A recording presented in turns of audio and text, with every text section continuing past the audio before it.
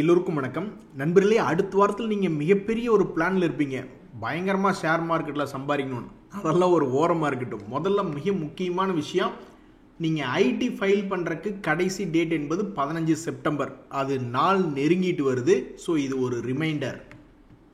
இதில் மிக முக்கியமான செய்தி என்ன அப்படின்னு பார்த்தோம்னா, ட்ரம்ப் அவர்கள் நீங்கள் எங்களுக்கு ரொம்ப முக்கியமான ஃப்ரெண்டு அப்படின்றார். ஆனால் உங்களை ஒரே ஒரு ஃப்ரெண்டாக வச்சுக்கிட்டு நாங்கள் படுற அவஸ்தை ரொம்ப பரிதாபமாக இருக்குது. உங்கள் ஃப்ரெண்ட்ஷிப்பே எங்களுக்கு வேண்டாம். முதல்ல நீங்கள் அந்த 25% டேக்ஸை பெனால்ட்டியாக போட்டிங்க இல்லையா, அதை ரிமூவ் பண்ணி விடுங்க. அதே மாதிரி எங்களுடைய ஐடி துறைகளுக்கு ஏதாவது ஆப்படிச்சிருங்க. அதாவது இப்போ கூட்ஸ் எல்லாம் எக்ஸ்போர்ட் பண்ணிக்கிட்டு இருக்கோம், அதுக்கு தான் இந்த 25% அப்படின்ற பெனால்ட்டி. இந்த ஐடி துறைகள் மூலமா நம்ம மிகப்பெரிய அளவில் பணம் சம்பாரிச்சுக்கிட்டு இருக்கோம். நம்ம நாட்டில் கோடிக்கணக்கான வேலைகள் என்பது இந்த ஐடி துறை அப்படின்றது கொண்டு வந்துக்கிட்டு இருக்கு. நீ எங்களை பார்த்து நண்பன் சொல்லி இவ்வளவு நாள் பார்த்த வேலையே போதும், கடைசியில் நீதான் பெரிய வேலையாக பார்த்துவிட்டு போயிட்ட அப்படின்ற மாதிரி ஐடி துறைகளுக்கு அடுத்த வாரத்தில் ஏதாவது ஒரு ஆப்பை வச்சு விட்றாதீங்க. ஸோ உங்கள் கூட வச்சுக்கிட்ட ஃப்ரெண்ட்ஷிப்புக்கு இது வரைக்கும் எங்களுக்கு கும்பா பாட்டு தான் பாடி விட்டுருக்கீங்க. மேற்கொண்டு மறுபடியும் இன்னொரு கும்பா பாட்டு ஐடி ரிலேட்டடாக பாடி விடாமல் ஏற்கனவே போட்ட அந்த 25% பெனால்ட்டி தூக்கி விட்டிங்கன்னா ரொம்ப புண்ணியமாக போகும். நண்பர்களே, அடுத்த வாரத்தில் சில பங்குகள் அதிரடி காட்டுமா? அட பாயில் ஒரு 20% நீங்கள் அதிரடி காமிச்சிங்கன்னா கூட எங்களுக்கு போதுமே, அது மேலேயோ கீழேயோ அப்படின்ற மாதிரி பார்த்துட்டு இருக்காங்க. ஒரு மாதிரி பயமாக இருக்கீங்க பாருங்க. இப்போ இந்த மசடாக் அப்படின்ற பங்கு கரெக்டாக 200 days மூவிங் ஆவரேஜுக்கு மேலே இருக்கான். அப்போ மேலே இருந்து இங்கே சப்போர்ட் எடுத்து மேலே போயிட்டான்னா பரவாயில்ல, கீழே போயிட்டானா என்ன பண்ணுறது அப்படின்னு அந்த மசடாக் ஷேர் வச்சிருக்கிறவங்கள ஒரு மாதிரி அலறிட்டு இருக்காங்க. அதே மாதிரி இந்த அமரராஜா பேட்டரி ஷேர் வச்சிருக்கிறவங்கள என்ன நினச்சிட்டு இருக்காங்கன்னா, அவன் கீழே இருக்கான். Amara Raja batteries 200 days moving average கீழே இருக்கிறவன், நீ ஒரு 200 days மூவிங் ஆவரேஜ் தாண்டி கொஞ்சம் தூரம் போனீங்கன்னா கூட பரவாயில்லவே. இப்போ விட்டுருங்க, 2020க்கு அப்புறம் கோவிட் கூட விட்டுருங்க.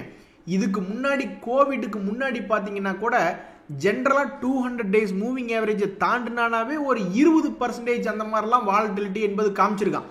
அப்புறம் அதுலேயுமே மொமெண்டம் என்பது பத்திக்கிச்சுன்னா 2013 பார்த்தீங்கன்னா ஒரு 300% என்பதெல்லாம் ஏறி இருக்கு அமரராஜா. அட நீ 300% எல்லாம் ஏற வேண்டாம். இது ஒரு சாதாரணமாக ஒரு 200 days மூவிங் ஆவரேஜை தாண்டி ஒரு 20% உனக்கு ஆகாதா? ஏன் இப்படி டார்ச்சர் பண்ணிக்கிட்டு இருக்கு அப்படின்னு இந்த அமரராஜா பேட்டரிஸ் கரெக்டாக 200 days மூவிங் ஆவரேஜ் வரும்பொழுது பல பேர் இது பார்த்துக்கிட்டு இருக்காங்க. அட ஒரு நீ 200 days மூவிங் ஆவரேஜை தாண்டி ஒரு 20% ஏறினா கூட எங்களுக்கு போதுமே அப்படின்ற மாதிரி பல பேர் பார்த்துக்கிட்டு இருக்காங்க. அவங்களுக்கு ஏதாவது நல்லது நடக்குமா அல்லது அவங்களுக்கு கிடைக்க போகிறது கும்பா குட்டியா என்ன அப்படின்றது பொறுத்து இருந்து தான் பார்க்கணும். தற்போதைக்கு சென்டர் பாயிண்ட்ல இருக்கு. இந்த மசடாக் அப்படின்ற பங்குமே தன்னுடைய 200 days மூவிங் ஆவரேஜ்லேருந்து பழைய ஹையை திருப்பி பிடிக்கணும்னா 40% பக்கம் ஏற வேண்டியதாக இருக்குது. கீழே விழுகிற மாதிரி இருந்தாலும் அதே மாதிரி 40% பக்கம் கீழே விழுகக்கூடிய அந்த 52 week லோ என்பது அந்த பக்கம் இருக்குது. ஸோ இந்த மஸ்டாக் அப்படின்ற பங்குமே அடுத்தடுத்த வாரங்களில் என்ன செய்யும் அப்படின்றது பொறுத்து தான் பார்க்கணும். ரொம்ப சுவாரஸ்யமான பங்குகளாக இருக்குது. இது போக இந்த 2 பங்குகளுமே இன்னும் என்ன டெசிஷன் எடுக்க போகிறாங்கன்னு தெரியாமல் இருக்கக்கூடிய நேரத்தில் இன்னொரு மிக முக்கியமான பங்கு இருக்குது, IREDA அப்படின்ட்டு. அவன் 52 week லோ ப்ரைஸில் ட்ரேட் ஆகிட்டு இருக்கான். முக்கிய புள்ளிங்கிறாங்களே, அப்படி மிக முக்கிய புள்ளி மாதிரி நீ ஏதாவது ஒரு வேலையாவது உருப்படியாக பண்ணினியா அப்படின்ற மாதிரி இந்த IREDA அவனுடைய செக்டரில் ஓரளவுக்கு முக்கிய புள்ளி தான்.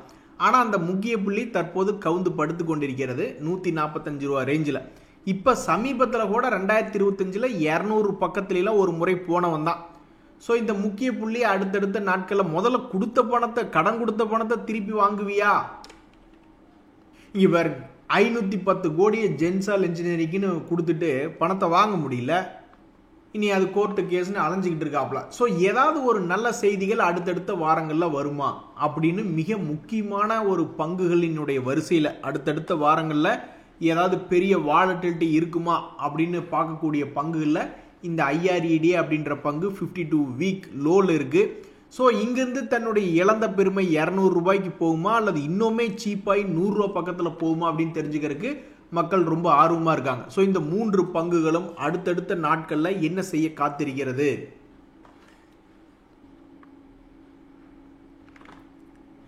நண்பர்களே, இன்னொரு மிக முக்கியமான விஷயம், இந்த பங்கு ஏதாவது புரட்டி போட்டு அடிக்குமா இல்லை அடி வாங்குமா அப்படின்ற மாதிரி ஒரு நிலைமையில அதாவது HCL டெக்னாலஜிஸ் அப்படின்ற பங்கு ஆல்ரெடி கிட்டத்தட்ட 4% என்பது அப்ராக்சிமேட்டாக டிவிடெண்ட் என்பது ஒரு வருஷத்துக்கு கொடுத்துக்கிட்டு இருக்கு. இது ஐடி துறையில் மிகப்பெரிய ஒரு ஜாமவான், டாப் எக்ஸ்போர்ட்டரில் இதுவும் ஒன்றா இருக்கு. ஆனால் பாருங்கள், துரதிருஷ்டவசமாக இந்த HCL டெக் என்பது சமீபத்தினுடைய உச்சத்திலிருந்து மறுபடியும் 52 வீக் லோ அப்படின்ற இடத்துல வந்திருக்கு. ஸோ இதுக்கு முன்னாடியே இந்த வருஷத்தில் ஒரு முறை புரட்டி போட்டு அடித்த மாதிரி மறுபடி புரட்டி போட்டு அடி வாங்கியிருக்கு. இனி அடுத்தது இந்த பங்கினுடைய விலை இங்கிருந்து எந்த பக்கம் நகரும் அப்படின்றது தெரில. இந்த பங்கை பார்க்குறவங்க, புதுசாக இருக்கிறவங்க என்ன நினைப்பாங்க, சரி இப்போதைக்கு இந்த பங்கு நஷ்டம் பண்ணுற மாதிரிலாம் தெரில, நல்லா கிராஷ் ஆகி கீழே வந்துச்சுன்னா அப்போ இதனுடைய டிவிடெண்ட் சேம் டிவிடெண்ட் கொடுத்துக்கிட்டு இருந்தால் கூட மிகப்பெரிய அளவில் வளர்ச்சி அடைஞ்சிருமே அப்படின்ற மாதிரி இருக்கக்கூடிய ஆட்கள் இருக்காங்க. ஸோ கீழே கிராஷ் ஆச்சுன்னா டிவிடெண்டாவது நல்ல டிவிடெண்ட் ஈல்டு கிடைக்குமே, ஒன்றா கிடைச்சா டிவிடெண்ட் கிடைக்கட்டும், இல்லைன்னா அந்த பங்கு மேலே போட்டுன்னு நினைக்கக்கூடிய ஆட்கள்லாம் நிறைய பேர் இருக்காங்க. இப்படி இருக்கக்கூடிய இந்த நிலைமையில் இந்த பங்கினுடைய சமீபத்தினுடைய குவார்ட்டர் என்பது கொஞ்சம் சுமாராக தான் வந்திருக்கு. என்னப்பா ஐடி துறை பங்குகளே, உங்களுடைய அருமை பெருமைக்கெல்லாம் ஆபத்து வந்துருமாட்டிருக்கு அப்படின்ற மாதிரி சமீபத்தில் அதனுடைய ப்ராஃபிட் என்பது குறைச்சி தான் கொடுத்துருக்கான். ஸோ அடுத்த ரிசல்ட் சீசன் என்பது இன்னொரு 1 மாதம் அல்லது 2 மாதத்தில் வந்துடும். அதில் முதலெடுத்துனே ரிசல்ட்டுகள் கொடுக்கறது ஐடி துறை பங்குகள் தான். நீங்கள் பெரும்பாலும் எந்த குவார்ட்டர் வேணாலும் எடுத்து பாருங்கள், இந்த TCS, Infosys, Wipro, HCL tech தான் முதல்ல எடுத்துனே ஓடி வந்து எங்களுடைய ரிசல்ட் இதுங்கன்னு சொல்லி அடி வாங்கிக்குவான், இல்லைன்னா மேலே ஏறுவான். அப்போ இன்னும் 1 மாதம் கழித்து வரக்கூடிய அந்த ரிசல்ட்டுகளின் போது சமீபத்தில் 52 வீக் லோவில் இங்கிருந்து தன்னுடைய ஹையை மீட்டெடுக்க போகிறதா அல்லது இன்னும் லோ போய் புதுசாக வர்றவங்களுக்கு டிவிடெண்ட் ஈல்டு அதிகமாக தரப்போகுது அப்படின்றது பொறுத்திருந்து தான் பார்க்கணும். இப்போ பாருங்க, 3 முக்கியமான விஷயம் வந்திருக்கு. அதாவது இந்த Gujarat state fertiliser chemical limited அப்படின்ற கம்பெனி ஆகட்டும், அதே மாதிரி இந்த குஜராத் ஸ்டேட் பெட்ரோநெட் லிமிடெட் அப்படின்ற ஷேர் ஆகட்டும், 2 பேருமே 5 ரூபா டிவிடெண்ட் கொடுக்குறாங்க. அதனுடைய எக்ஸ்டேட் என்பதனா அறிவிப்பு வந்திருக்கு. இதில் இந்த GSFC குஜராத் ஸ்டேட் ஃபெர்டிலைசர் அப்படின்ற பங்கு 2 days மூவிங் ஆவரேஜ் பக்கத்தில் ட்ரேட் ஆகிட்டு இருக்கு. இவனுங்கெல்லாம் 2 வருஷம் ஆகி 10 பைசாவுக்கு பிரயோஜனம் இல்லை. டிவிடெண்ட் என்பது கொடுத்து கொண்டே இருக்கிறான். பட் இருந்தாலும் இந்த 2 வருஷம் கழித்து பார்க்கும்பொழுது ப்ரைஸ் வைஸ் இப்போ வரைக்கும் இந்த GSFCயில் ஒன்றும் பெரிய மாற்றம் இல்லை. இந்த குஜராத் ஸ்டேட் பெட்ரோநெட் லிமிடெட் பேனா அவன் வந்து அப்பப்போ என்ன பண்ணியிருக்கான்னாக்கா, மிகப்பெரிய அளவில் வால்டிலிட்டி போவதும் கீழே வருதும் மேலே போகிறதும் கீழே வருதுமாக இப்போதைக்கு கீழ் ரேட்டில் ட்ரேட் ஆகிட்டு இருக்கான். இப்படி இருக்கக்கூடிய இந்த GSPL 5 ரூபா டிவிடெண்ட், அதுக்குண்டான ரெக்கார்ட் டேட் அப்படின்றது வந்து பார்த்தீங்கன்னா ஒன்று 8 செப்டம்பர், இன்னொன்று 10 செப்டம்பர். இந்த பதஞ்சலி ஃபுட்ஸ் அப்படின்ற பங்கினுடைய விலையிலையும் ரொம்ப ஆச்சரியகரமான வேலை சமீபத்தில் பண்ணியிருக்கு. இந்த 2025லும் சரி அதுக்கு முன்னாடியும் சரி ஒரு குறிப்பிட்ட லோ அப்படின்றது வந்துட்டாவே அவனை மேலே தான் ஏற்றிருக்காங்க. இப்போ கூட சமீபத்தில் ஜூன் மாதத்தில் இந்த பதஞ்சலி என்பது கீழே விழுந்திருக்கு. அதுக்கப்புறம் பார்க்கும்பொழுது 1600 ரூபாயிலிருந்து 2000 ரூபாய் வரைக்கும் போயிட்டு அப்புறம் மறுபடியும் 2 days மூவிங் ஆவரேஜில் வந்து நின்றுருக்கு. ஸோ இந்த பங்கில் சமீபத்திய தகவல் என்ன அப்படின்னு பார்த்தீங்கன்னா, இதுக்கு வந்து இவங்க போனஸ் கொடுக்குறாங்க.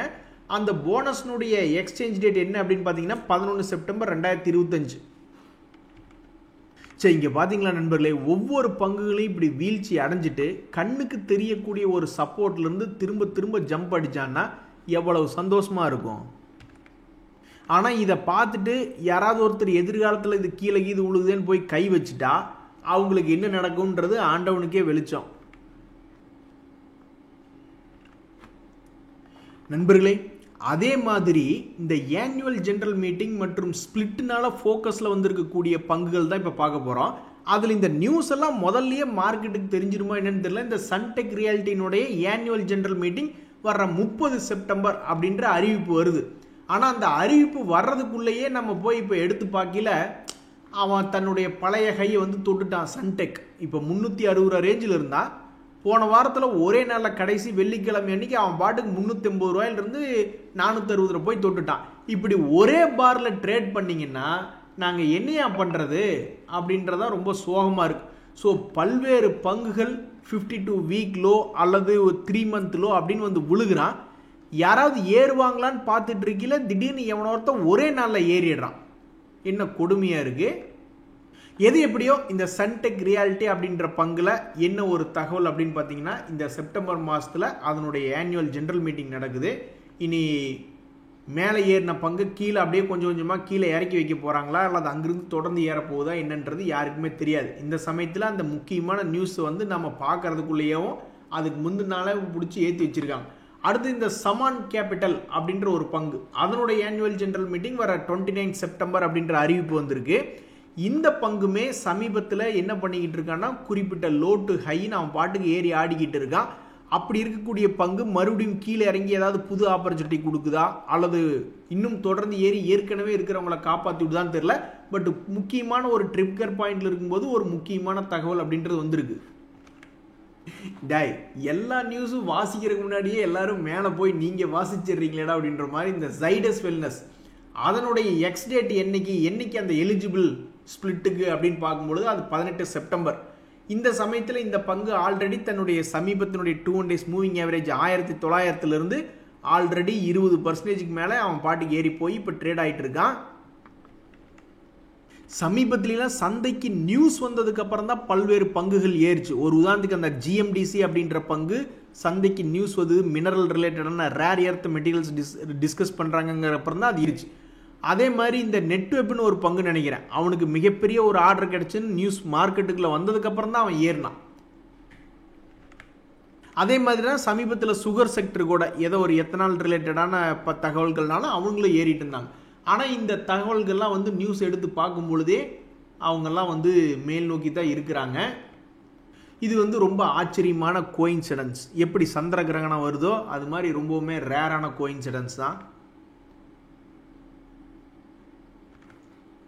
நண்பர்களே, இந்த ஏம்பர் என்டர்பிரைசஸ் அப்படின்றது கஷ்டமான நேரத்தில் கூட தன்னுடைய ஷேர் ஹோல்டர்ஸை கீழே விடலை.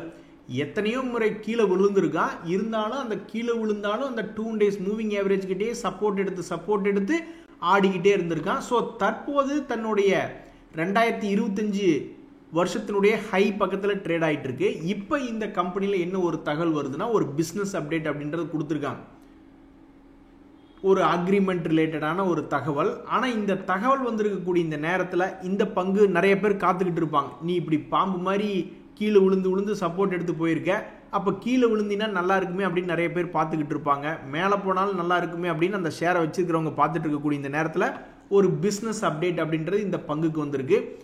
இனி மேற்கொண்டு இந்த பங்கு என்பது எந்த பக்கம் ட்ராவல் ஆகும் அப்படின்னு பார்க்கறதுக்கு பல பேர் காத்துக்கிட்டு இருக்காங்க. இப்படி ஒரு பங்கு கிட்ட போய் நம்ம வாக்கப்படாமல் நம்மளை கும்பா கூட்டி பண்ணி விடுற மாதிரி கீழே அதில் பாதாளத்தில் கிடக்கிற பங்குகளை போய் கட்டி பிடிச்சி படுத்துக்கிட்டு இருக்கோம். எப்படி நம்ம உருப்படுறது? இதில் இன்னொரு மிக முக்கியமான பங்கு நண்பர்களே ஃபீனிக்ஸ் லிமிடெட் அப்படின்றது. அதுவுமே சமீபத்தில் என்ன இந்த பங்கில் ஒரு தகவல் அப்படின்னு பார்த்தீங்கன்னா, சமீபத்தில் அவனுடைய கெப்பாசிட்டிக்கு ஏற்ற மாதிரி ஒரு லார்ஜ் கேண்டில் அப்படின்றது ஒன்று போட்டிருக்கான். அந்த லார்ஜ் கேண்டில் போட்டதுக்கப்புறம் கொஞ்சம் மேலே ஏறி வாழ்க்கையில் ஜெயிச்சிடலாம், நம்ம ஷேர் ஹோல்டர்ஸ்க்கு உதவி செய்யலாம் அப்படின்ற மாதிரி நல்ல எண்ணத்தில் தான் மேலே ஏற ஆரம்பிச்சிருக்கான். ஆனால் சிகப்பி அவனை விடலை. சிகப்பி மறுபடியும் அவனை அந்த 2 பேர்த்தையும் 2 அட்டெம்ப்ட் அடிச்சிருக்கா, 2 தடவையும் கீழே இறக்கி விட்டுருச்சு. இப்படி இருக்கக்கூடிய இந்த நிலைமையில் இந்த ஃபீனிக்ஸ் மில் அப்படின்ற பங்கு மறுபடியும் தன்னுடைய சென்டர் பாயிண்ட்லேருந்து கீழ் நோக்கி வருமா அல்லது மேல் நோக்கி வருமா அப்படின்ற ஒரு மிக முக்கியமான கட்டத்தில் இருக்குது. நண்பர்களே, இதில் ஒரு மிக முக்கியமான சீக்ரெட் கவனிச்சிங்களா? அதாவது நிறையா பங்குகள் உங்களுக்கு தெரியாதில்ல, 40 பங்குகள் நீங்கள் எந்த ஒரு லாஜிக்கில் வேணாலும் யோசிச்சு எடுக்கிறீங்க. ஆனால் அந்த 40க்கு 40மா ஏறிடுறான். எனக்கு தெரிஞ்சு உடனே ஏறது ஒரு 2 பேரோ 4 பேராக தான் இருக்கும். அப்புறம் மற்றவனுக்கெல்லாம் கொஞ்சம் கொஞ்சமாக அதுக்கு கிடைக்கிற நியூஸை பொறுத்து மேலேயோ அல்லது கீழேயோ வர்றானுன்னு வச்சுங்க. ஸோ அது மாதிரி பல்வேறு பங்குகளை சென்டர் பாயிண்டில் பார்க்கும்போது 2-3 மாதம் கழித்து பார்க்கும்பொழுது எவனாவது சில பேர் தான் ஏறுறான். மற்றவனுக்கெல்லாம் வந்து மறுபடி கீழே போயிட்டு மறுபடி ஒரு முக்கியமான சென்டர் பாயிண்ட்லேருந்து மேலேயா கீழேயா அப்படின்றது பார்த்துட்டு இருக்கும்போது எவனாவது ஒரு 10% இல்லைன்னா 5% ஏறுறான். மற்றவனுக்கெல்லாம் கீழே இறங்கி மறுபடி ஒரு சென்டர் பாயிண்ட்டுக்கு வந்துட்டு மேலேயா கீழேயா அப்படின்றது தெரியாமல் இருக்குது. மறுபடியும் அதே மாதிரி ஒரு சென்டர் பாயிண்ட்டுக்கு போயிட்டு மேலேயா கீழேயான்னு தெரியல. ஸோ அப்போ வந்து கணக்குப்படி பார்த்தீங்கன்னா இது ஒரு பேட்ச். இந்த பேட்சில் அவனுக்கு 10% தான் சான்ஸ். அதில் நடக்கலைன்னா அடுத்தது கீழே போகையில் அவனுடைய சான்ஸ் வந்து 20% இன்க்ரீஸ் ஆகுது. அது நடக்கலைன்னா அவனுடைய சான்ஸ் என்பது 30 to 40% இன்க்ரீஸ் ஆகுது. அது நடக்கலைன்னா அவன் என்ன ஜீரோலேயே போய் உட்காந்துக்குவான். அடுத்தது போகலைன்னா அப்போ ஃபஸ்ட் அட்டெம்ப்ட் அப்படின்னு போனீங்கன்னா அதனுடைய வின்னிங் ப்ராபபிலிட்டி ரொம்ப கம்மி. மறுபடியும் இவனுங்களை எல்லாம் அட்டாக் பண்ணிக்கிட்டே இருக்கணும். இந்த அளவுக்கு மறுபடியும் காசு போடுற மாதிரி இருந்தால் எந்த தொழிலாக இருந்தாலும் ஜெயிச்சு தான் வரலாம். எனக்கு தெரிஞ்சு நிறைய பேர் துணி கடை நடத்துகிறாங்க, அதே மாதிரி ஹோட்டல் கடை நடத்துகிறாங்க. அந்த கடைக்கெல்லாம் தேவை என்ன? மறுபடியும் நஷ்டமாகிற சமயத்தில் மறுபடியும் யாராவது பணம் கொடுத்துக்கிட்டே இருந்தாங்கன்னா அப்புறம் அவங்க போராடி ஜெயிச்சிடுறாங்க. இது பெரிய அதிசயமா அப்படின்ற மாதிரி ஆகிப்போச்சு நண்பர்களே கடைசியில் ஷேர் மார்க்கெட். மேலும் பணம் போட தெரிஞ்சா அல்லது பணம் போடக்கூடிய சக்தி இருந்ததுன்னா ஏதாவது ஒரு சமயத்தில் அவன் தூக்கி விட்டுறான்.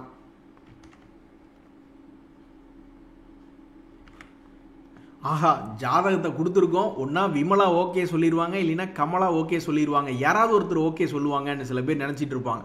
ஆனால் வாய்ப்பு இருக்குது கடைசியில் 2 பேருமே இல்லை உங்களுக்கு நோ, உங்களை ரிஜெக்ட் பண்ணுறோம் அப்படின்னு 2 பேருமே சொல்கிறதுக்கு வாய்ப்பு இருக்குது. அந்த மாதிரி தான் இப்போ பெட்ரோநெட் எல்என்ஜி அப்படின்ற பங்கு பார்த்தீங்கன்னா மிகவும் ஓரளவுக்கு சொல்லிக்கத்தொல்ல ஒரு கௌரவமாக சொல்லிக்கிற மாதிரி 4% பக்கம் டிவிடெண்ட் கொடுக்கக்கூடிய ஒரு பங்கு.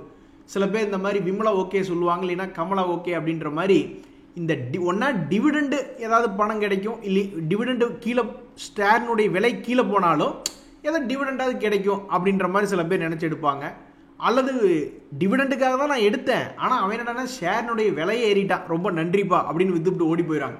அந்த மாதிரி இப்போ இந்த பெட்ரோநெட் எல்என்ஜி போன்ற ஷேர்கள்லாம் ஒரு உதாரணம் என்ன அப்படின்னு பார்த்தீங்கன்னா அது டிவிடெண்ட் கொடுக்கக்கூடிய பங்கு. அவன்லாம் பல முறை இதே மாதிரி ஒரு லோ கிட்ட வரும்பொழுது நிறைய பேர் இப்படி யோசிச்சு எடுத்திருப்பாங்க, ஒன்றா டிவிடெண்ட் கிடைக்கட்டும் இல்லைன்னா ஷேர் ப்ரைஸ் ஏறட்டும் அப்படின்ற மாதிரிலாம் சில பேர் நினச்சிருப்பாங்க. அந்த வகையில் சமீபத்தில் இவன் பல முறை மேல் நோக்கி தான் ஏறி இருக்கான். இந்த முறை என்ன பண்ண போகிறான்னு தெரில. ஸோ இந்த டிவிடெண்ட் கொடுக்கக்கூடிய பங்குகளே பெரும்பாலும் கொஞ்சம் ஸ்லோவாக இருக்கும். இது ஆல்ரெடி கிட்டத்தட்ட 1 மாதமும் ஒரே இடத்துல தான் உட்காந்துக்கிட்டு இருக்குது. இப்படி இருக்கக்கூடிய இந்த பெட்ரோநெட் எல்என்ஜி அப்படின்ற பங்குல என்ன ஒரு செய்தி அப்படின்னு பார்த்தீங்கன்னா 52 வீக் லோ பக்கத்தில் விழுந்திருக்கு. இனி அடுத்தடுத்த நாட்களில் இந்த பங்கு என்ன பண்ணும் அப்படின்றத பொறுத்து இருந்தால் பார்க்கணும். அடுத்தது இந்த ஃபினோலெக்ஸ் கேபிள்ஸ் அப்படின்ற ஒரு பங்கு, அதுவுமே 52 வீக் லோவில் விழுந்திருக்கு. இந்த பங்கு இந்த மாதிரி 52 வீக் லோ விழுந்த பொழுது இந்த 2025 2 முறை இவன் என்ன 3 முறை என்ன பண்ணியிருக்கான்னா லேசாக மேலே ஏறக்கு முயற்சி பண்ணியிருக்கான். இப்போ இது 4வது முறை. இந்த 4வது முறையில் இந்த பங்கு என்ன செய்ய போகிறது? புதிய உச்சங்களை திருப்பி தொட போகிறதா அல்லது மறுபடியும் புதிய லோக்களை போய் தொட போகிறதா, என்ன செய்யும் அப்படின்னு பல பேர் காத்துக்கிட்டு இருக்காங்க. ஏன்னா இந்த பங்கினுடைய மூவ்மெண்ட் என்பது ரொம்ப சுவாரஸ்யமாக இருக்குது. இந்த ஃபினோலெக்ஸ் கேபிள்ஸ் அப்படின்ற பங்குமே 1% டிவிடெண்ட் கொடுத்து கொண்டிருக்கக்கூடிய பங்காக இருக்குது. இந்த பங்குக்கு கடன் என்பதே இப்போ வரைக்கும் இல்லை. இப்படி இருக்கக்கூடிய இந்த பங்கு சமீபத்தில் அவனுடைய கன்சிஸ்டண்டான ஒரு வளர்ச்சி என்பதே இல்லை. பாருங்க, பல பங்குகள்லாம் இதுக்கு முன்னாடி 100 கோடி லாபம்னா இப்போ 200 கோடி 300 கோடின்னு ஒரு குவார்ட்டருக்கு போய்கிட்டு இருக்காங்க. பட் இந்த பங்கினுடைய சமீபத்தினுடைய ரிசல்ட்டுகளில் எல்லாமே 130 140 150 அந்த ரேஞ்சுக்குள்ளேயே அவனுடைய நிலையாவே கொடுத்துக்கிட்டு இருக்கு வருமானம். அதே மாதிரி இந்த பங்கினுடைய முதலீட்டாளர்களை பொறுத்த வரைக்கும் எல்லாம் அப்படியே பார்த்துக்கிட்டே இருக்காங்க. சரி, என்ன இந்த பங்கு என்னதான் பண்ணும் அப்படின்ற மாதிரி எஃப்ஐஎஸ்னுடைய ஹோல்டிங் பேட்டர்னும் சரி டிஐஸும் சரி பெரிய மாற்றமே இல்லை. எல்லாரும் கடந்த 1 வருஷமாக சும்மா பார்த்துக்கிட்டே இருப்பாங்களாட்டிருக்கு. நீங்கள் என்னை பார்த்துக்கிட்டே இருங்க, நான் கீழே உட்காந்துருக்கேன்னு சொல்லி அதுவும் இந்த 1 வருஷமாக 52 வீக் லோவில் தான் இப்போ கரண்ட் ரேட்டில் ட்ரேட் ஆகிட்டு இருக்கு. அடுத்தடுத்த நாட்களில் இந்த பங்கு என்ன செய்யும் அப்படின்னு பல பேர் பார்க்கறக்கு ரொம்ப ஆர்வமாக இருக்காங்க. இந்த ஃபினோலெக்ஸ் கேபிள்ஸ் அப்படின்ற பங்கு. நன்றி, வணக்கம்.